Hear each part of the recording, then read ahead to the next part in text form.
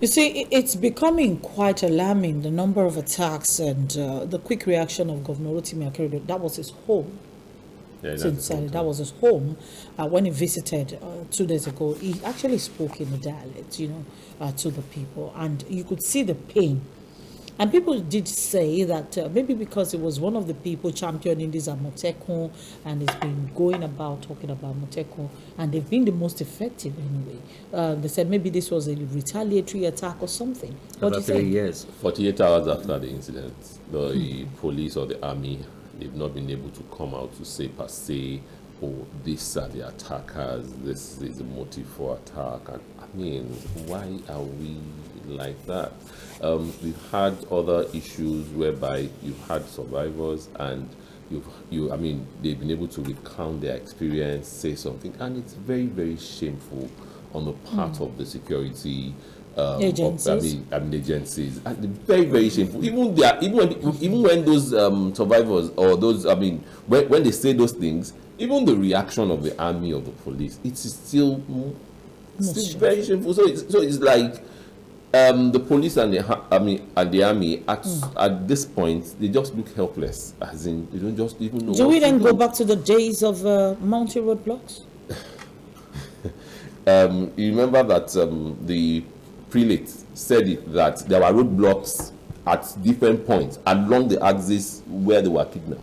He said he had a press briefing. These people were coming in from the bush. Which roadblock? And he said if they are using the road. If you are traveling, there is no bush close to the entrance of that church where they could have come out from. They use the road. They use the road. It's the main road.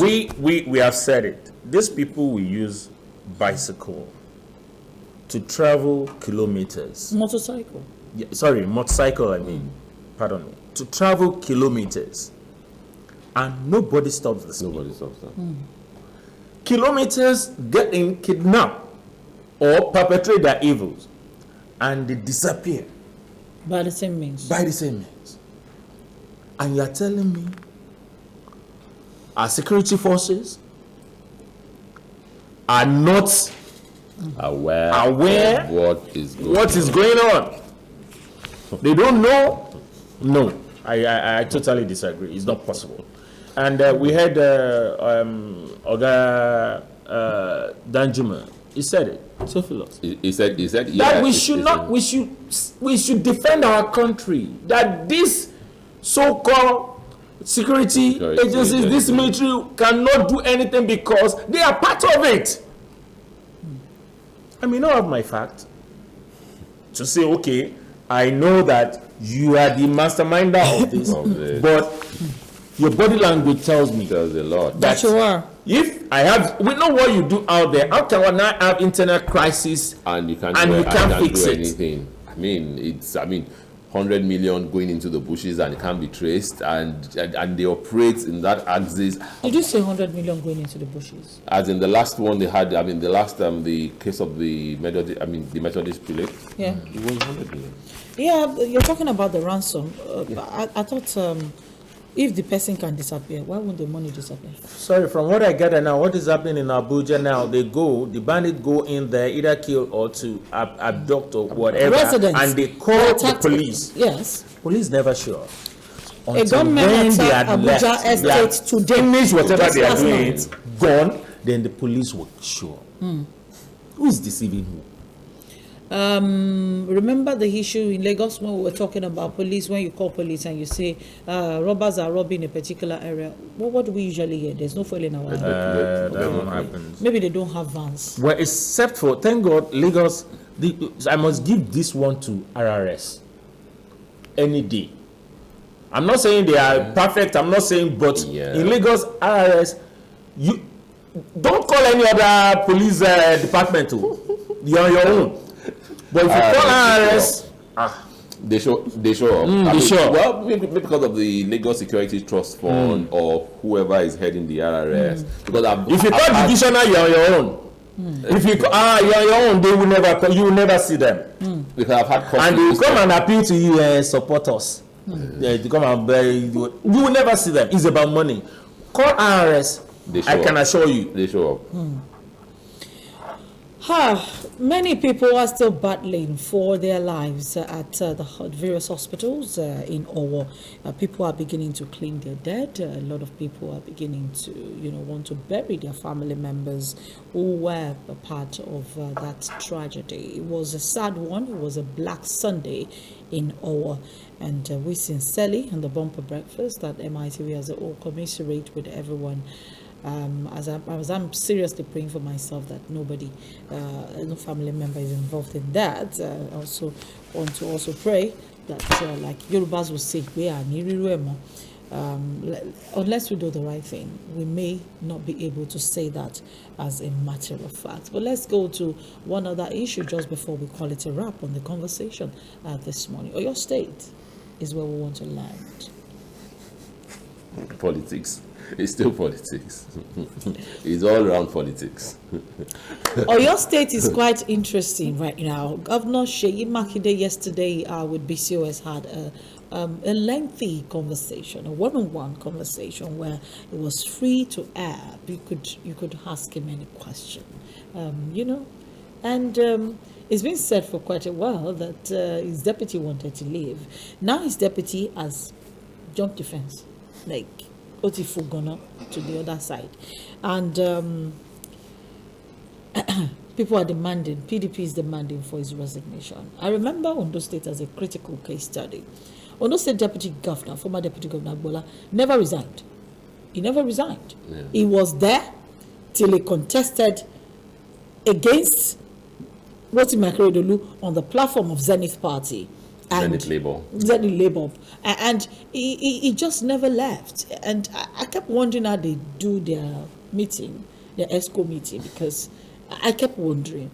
And it looks as if Seyi Makinde is in the same dilemma right now. What do you think? Well, unfortunately, we've had that not one, not two in the same country. So that we've had the deputy moving to the and then the governor had to then come and, bring all his hammer to make sure that you don't enjoy the benefits of deputy governor. And I'm like, I ask, is this democracy?